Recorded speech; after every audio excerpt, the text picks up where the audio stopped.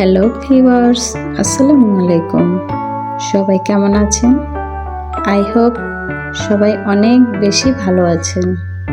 আমিও আপনাদের দোয়ায় ভালো আছি, আলহামদুলিল্লাহ। ফ্যামিলিজ কিচেনের চ্যানেল থেকে আপনাদের সবাইকে ওয়েলকাম জানাচ্ছি। আজ আর কোনো রেসিপি নয়, সিম্পল একটি ভিডিও নিয়ে আপনাদের মাঝে হাজির হয়ে গেলাম। আজ আমি আপনাদের সাথে শেয়ার করব আমি কিভাবে সারা বছরের জন্য টমেটো ফ্রোজেন করে রাখি।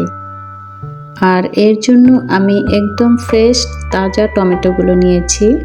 টমেটোগুলো পাকা হতে হবে, কিন্তু নরম নয়। লাল লাল পাকা পাকা টমেটো নিয়েছি ঠিকই, কিন্তু টমেটোগুলো শক্ত। আর আপনারাও চেষ্টা করবেন একটু শক্ত টমেটো নিতে, কিন্তু পাকা টমেটো। তো আমি এখন এখানে পানি পাল্টিয়ে ভালো করে ধুয়ে নিয়েছি 2-3 বার। তো এখন বোটাটা ফেলে দিচ্ছি কেটে। অফ ক্যামেরায় আমি টমেটোগুলো ভালো করে ধুয়ে টিস্যু দিয়ে মুছে নিয়েছি, যাতে এক্সট্রা পানিগুলো না থাকে। আপনারা চাইলে ফ্যানের বাতাসে শুকিয়ে নিতে পারেন। তো টমেটো প্রথমেই 4 ভাগ করে তারপর ছোট ছোট করে কেটে নিচ্ছি। এগুলো সবজির সাথে দেওয়া যাবে। বিভিন্ন সাইজ করে কেটে রাখলে রান্নার সময় আর অসুবিধে হয় না। এক এক রান্নায় আমরা এক এক সাইজের টমেটো ইউজ করে থাকি। তো আমরা যদি আগে থেকে এভাবে সাইজ করে কেটে রাখি, তাহলে রান্নার সময় আর কোনো সমস্যা পড়তে হয় না। টমেটোগুলো আমি একটি এয়ারটাইট বক্সে রাখলাম। এরপর আমি বাকি টমেটো আবার একটু ভিন্ন সাইজে কেটে নিচ্ছি। এগুলো পাতলা পাতলা করে লম্বা লম্বা সাইজ করে কেটে নিচ্ছি। আর এই লম্বা সাইজের টমেটোগুলো আমি মাছের সাথে ইউজ করতে পারবো। আপনারাও আপনাদের ইচ্ছে মতো বিভিন্ন ধরনের সাইজ করে কেটে নিতে পারেন। টমেটো সংরক্ষণ করার এখনই উপযুক্ত সময়। এখন বাজারে প্রচুর টমেটো পাওয়া যায় এবং খুব কম দামে পাওয়া যায়। আর টমেটো সিজনের পরে যে টমেটোগুলো বাজারে পাওয়া যায় ওগুলো ফরমালিন দেওয়া থাকে। তাই আমার মতো এই প্রসেসে টমেটো সংরক্ষণ করুন। আর আমি কথা দিচ্ছি, এই টমেটো 1 বছরের মধ্যে কিচ্ছু হবে না, একদম ফ্রেশ টমেটোর মতোই থাকবে। তো আমি এখানে 2 ভাবে টমেটো ফ্রোজেন করেছি। ছোট ছোট টুকরো টুকরো করে ভালো করে ঢাকনাটা আটকে নিতে হবে।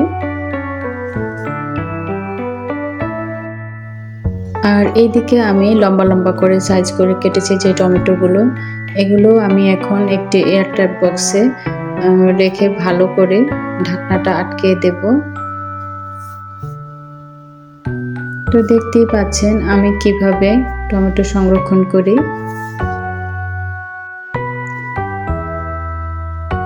আর এই টমেটোগুলো আমি এখন ডিপ ফ্রিজে রেখে দেব 4 ঘন্টার জন্য। ফিরে এলাম 4 ঘন্টা পর। এখন আমি টমেটোগুলো হাত দিয়ে একটু ছাড়িয়ে নিচ্ছি। আর এভাবে ছাড়িয়ে নিলে রান্নার সময় আর কোনো অসুবিধা বা সমস্যায় পড়তে হয় না।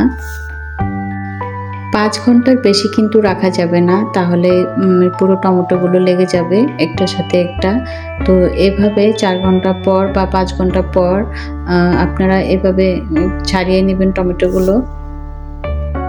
রান্নার সময় আর কোনো সমস্যায় পড়তে হবে না।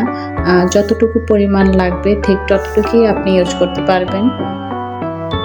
এয়ারটাইট বক্স ছাড়া আপনারা জিপলক ব্যাগে বা পলিতে করেও রেখে দিতে পারেন।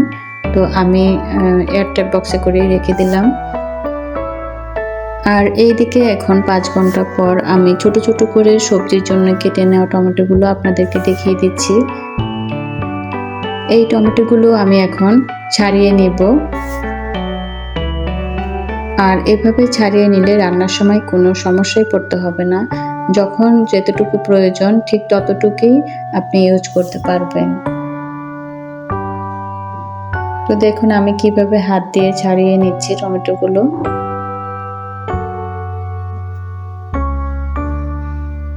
এভাবে স্বাস্থ্যসম্মত উপায়ে যদি আমরা ঘরে টমেটো ফ্রোজেন করে রাখি, তাহলে সারা বছরই আমরা টমেটো খেতে পারবো। টমেটোর সিজন যখন চলে যায় তখন টমেটো খুব কম পাওয়া যায় বাজারে, আর প্রচুর দাম থাকে তখন।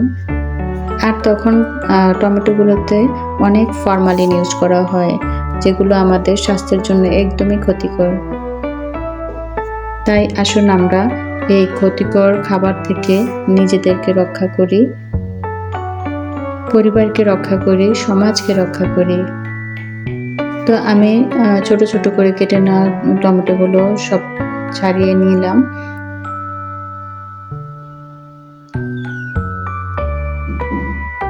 এখন ঢাকনা দিয়ে টমেটোর বক্সটাকে ভালো করে আটকে নিতে হবে, যাতে এটার ভেতর কোনো বাতাস না ঢুকতে পারে। আর যখন টমেটো নেবেন রান্নার সময়, তখন যতটুকু লাগে ততটুকু নিয়ে খুব তাড়াতাড়ি ঢাকনাটা আটকে দিতে হবে।